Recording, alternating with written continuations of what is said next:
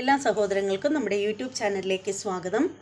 അപ്പോൾ നമ്മൾ ഇന്നിവിടെ മീനു മുനീറിനെ പറ്റിയാണ് പറയുന്നത്. ആ പുള്ളിക്കാരത്തെ പറ്റിയിട്ട് വീണ്ടും പറയാനായിട്ട് എന്താണ് കാരണമെന്ന് വെച്ചാൽ, ശരിക്കും പറയുകയാണെങ്കിൽ ഹേമ കമ്മീഷൻ റിപ്പോർട്ട് പുറത്തു വന്നതിന് ശേഷം ഏറ്റവും കൂടുതൽ ശ്രദ്ധ ആകർഷിച്ചത് ആരാണെന്ന് ചോദിച്ചാൽ മീനു മുനീർ തന്നെയാണ്.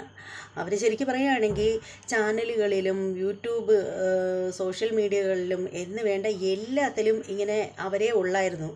കാരണം അവർക്ക് എന്ത് പ്രശ്നമാണെന്നറിയില്ല, അവർ ഒരുമാതിരിപ്പെട്ട എല്ലാ നായക നടന്മാരുടെയും പേരുകൾ പറയുന്നുണ്ടായിരുന്നു. അങ്ങനെ ബാലചന്ദ്ര മേനോനെ പറ്റി പറഞ്ഞതാണ് ഏറ്റവും രസകരമായിട്ടുള്ള കാര്യമെന്ന് എനിക്ക് തോന്നിയത്. എന്തായാലും എനിക്ക് അങ്ങനെയാണ് തോന്നിയത്. ശരിക്കും പറയുകയാണെങ്കിൽ ഈ സ്ത്രീ ഇങ്ങനെ ഓരോരുത്തരെ പറ്റിയും ഇങ്ങനെ ആരോപണങ്ങളെല്ലാം കൊണ്ടുവന്നു, ഓരോരുത്തരെ പറ്റി കേസ് കൊടുത്തു, പറഞ്ഞു, ചാനലുകളിലൊക്കെ വന്ന് ആഘോഷപൂർവ്വമാണ് സംസാരിച്ചത്. ശരിക്കും പറയുകയാണെങ്കിൽ ഒരു അതിജീവിത എന്ന് പറയുന്നത് വളരെയധികം വേദനയോടുകൂടിയായിരിക്കും അവർക്ക് ആ ഒരു സംഭവങ്ങളൊക്കെ ഓർക്കാനൊക്കെ ആയിട്ട് കഴിയുന്നത്. പക്ഷേ ഇവരെ സംബന്ധിച്ചിടത്തോളം ഇവർ ചിരിച്ച് കളിച്ച് ഭയങ്കര കൂളായിട്ടാണ് അതിനെക്കുറിച്ചൊക്കെ പറഞ്ഞത്. ആ മനുഷ്യൻ ചെയ്ത ഓരോ പ്രവൃത്തികളും ഇവർ പറയുമ്പോൾ ഇവർ ഭയങ്കരമായിട്ട് ചിരിച്ച് കളിച്ചാണ് പറഞ്ഞത്. ഇത് എന്താണ് ഇവർക്ക് സംഭവിച്ചതെന്ന് വെച്ചാൽ എനിക്കറിയില്ല. അവർക്കിനി അവർക്കിനി വേദനാജനകമായ കാര്യങ്ങളെക്കുറിച്ചൊക്കെ ഓർക്കുമ്പോൾ ഇങ്ങനെ ചിരിച്ചുകൊണ്ടേ പറയാൻ കഴിയുമ്പോഴോ എന്തോ, അങ്ങനെ വല്ല കുഴപ്പം അവർക്കുണ്ടോ എന്തോ, അതൊന്നും എനിക്കറിയില്ല. എന്ത് തന്നെയാണെങ്കിലും അതൊക്കെ അവർ വളരെ കൂളായിട്ടാണ് സംസാരിച്ചത്. എന്നിട്ട് അവർ പിന്നീട് നമ്മുടെ ബാലചന്ദ്ര മേനോൻ തന്നെ അവരുടെ പേരിൽ കേസ് കൊടുക്കുന്ന ഒരു നിലപാടിലേക്ക് എത്തി. അങ്ങനെ കേസ് കൊടുത്തു. അപ്പോൾ അതങ്ങനെ നടക്കുമ്പോഴാണ് ദേ വന്നിരിക്കുന്നത് എന്താണ്, അവരുടെ കുഞ്ഞമ്മയുടെ മകളെന്ന് പറയുന്ന ഒരു 16 വയസ്സ് മാത്രം പ്രായമായിട്ടുള്ളൊരു കുട്ടി, ആ കുട്ടി കൊണ്ടുവന്നാണ് ഈ വിദ്വാൻ്റെ പേരിൽ കേസ് കൊടുത്തിരിക്കുന്നത്, ഈ പുള്ളിക്കാരത്തിൻ്റെ പേരിൽ കേസ് കൊടുത്തിരിക്കുന്നത്. അതാണ് ഏറ്റവും രസകരമായിട്ടുള്ള കാര്യം എന്ന് പറയുന്നത്. സിനിമാ ഫീൽഡിലുള്ള ഒട്ടുമിക്ക ആളുകളും ഓടിച്ചിട്ട് പീഡിപ്പിക്കാൻ ശ്രമിച്ചു എന്ന് പറയുന്ന ഈ ഒരു സ്ത്രീ 16 വയസ്സുള്ളൊരു കുട്ടിയെ ആർക്കൊക്കെയോ കൂട്ടിക്കൊടുക്കാനായിട്ട് ശ്രമിച്ചു എന്ന് പറഞ്ഞിട്ടാണ്, ആ കുട്ടിയെ പീഡിപ്പിച്ചെന്നോ ഒക്കെ പറഞ്ഞിട്ടാണ് ആ കുട്ടി ഈ സ്ത്രീക്കെതിരെ കേസ് കൊടുത്തിരിക്കുന്നത്. ആ ഒരു കേസിൽ ഇവർക്ക് ചിലപ്പോൾ നാളെയോ മറ്റന്നാളോ അല്ലെങ്കിൽ അതിൻ്റെ പിറ്റന്നോ ഒക്കെ ആയിട്ട് അറസ്റ്റ് വാറണ്ട് വരും എന്നൊക്കെയാണ് അറിയാൻ സാധിച്ചത്.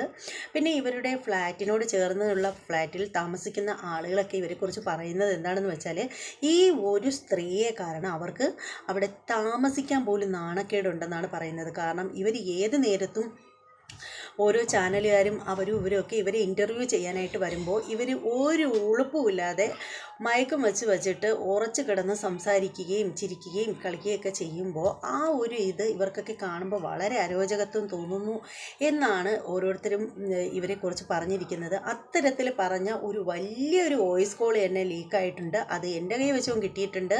പക്ഷേ അത് ഞാൻ എന്തായാലും ഇടുന്നില്ല. കാരണം അതിൻ്റെ ആവശ്യമില്ല. അതിനകത്ത് പ്രധാനമായിട്ട് പറയുന്ന കാര്യങ്ങളെന്ന് വെച്ചാൽ ഇവരെ കാരണം അവർക്ക് അവിടെ ജീവിക്കാൻ പറ്റുന്നില്ല എന്നുള്ളതാണ്. കാരണം ഇത്രയും മോശം സ്ത്രീ താമസിക്കുന്ന ഒരു ഫ്ലാറ്റിൽ അവർക്ക് താമസിക്കുന്ന കാര്യം വളരെ കഷ്ടത്തിലാണ് എന്നാണ് അവർ പറയുന്നത്.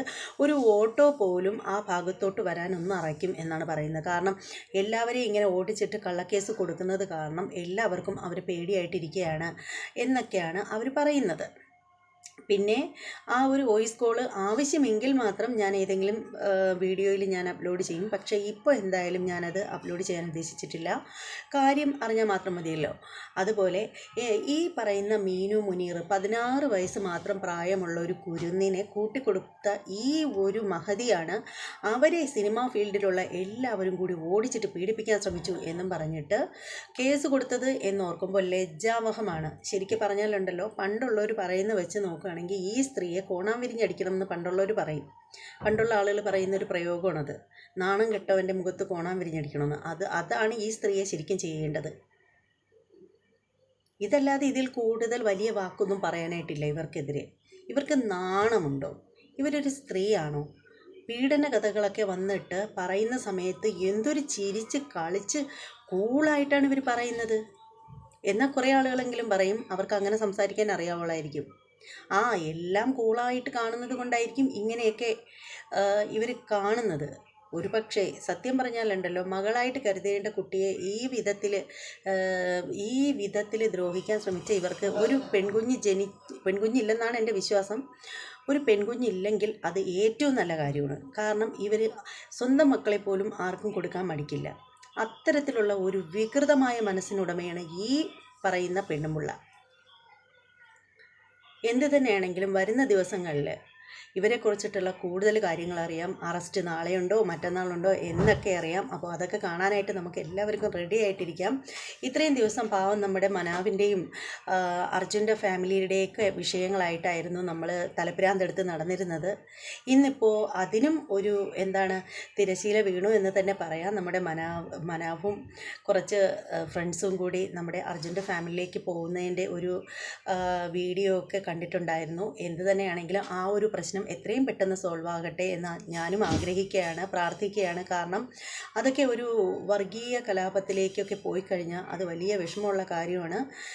നമ്മുടെ സഹോദരങ്ങൾ തമ്മിൽ ആവശ്യമില്ലാതെ വാക്കേറ്റവും തമ്മിൽ തല്ലലും ഒക്കെ നമ്മളൊക്കെ കാണേണ്ടി വരും. അതൊന്നും വേണ്ട. അങ്ങനെയുള്ള കാര്യങ്ങളൊന്നും ഉണ്ടാവാതെ തന്നെ അത് വളരെ കൂളായിട്ട് പൊയ്ക്കോട്ടെ. അപ്പോൾ എന്തായാലും നമ്മുടെ മീനു മുനീറിൻ്റെ കയ്യിൽ വിലങ്ങ് വീഴുകയാണെങ്കിൽ അത് കാണാനായിട്ട് നമുക്ക് സന്തോഷത്തോടെ കാത്തിരിക്കാം.